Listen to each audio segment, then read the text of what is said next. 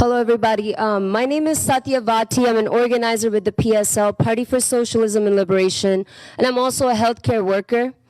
And I'm here today to oppose any present or future resolutions in support of Israel.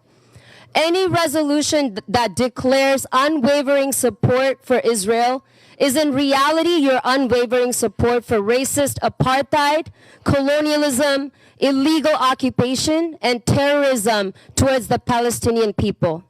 The apartheid state of Israel has subjected the indigenous Palestinian people to 75 years of mass displacement, humiliation, and torture. People with any sense of history know that Hamas is an excuse to finish the ethnic cleansing that the Zionist project started a century ago. The Israeli state is the terrorist organization you commissioners should be condemning. And I cannot fathom by what standard of morality one can talk about the right to self-defense of a colonial state that has committed acts of terror towards Palestinians for 75 years. The initial resolution shows how little you think of Palestinians because you make no mention of them at all in the despicable resolution that belongs in a trash can.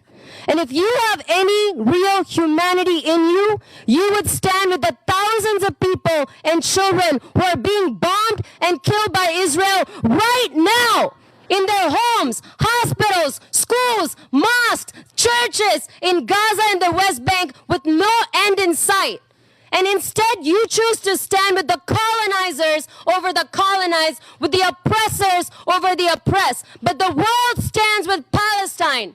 Millions of people all over the world and tens of thousands of people in cities across the U.S. have taken to the streets in the last 2 weeks to demand an end to Israeli apartheid and occupation, an end to the genocidal bombing of Gaza, and an end to all U.S. aid to Israel immediately. And the protest movement for a free Palestine is making a difference. Millions of people in the U.S. are cutting through the lies of the corporate media and politicians like you and are learning the truth about Palestine. And on November 4, tens of thousands of people from across the country are going to march on the White House to make it loud and clear to the war criminal Joe Biden and the imperialist Congress that the American people refuse to fund genocide, refuse to fund apartheid, and refuse to fund colonial occupation. And we maintain that resistance is justified when people are occupied.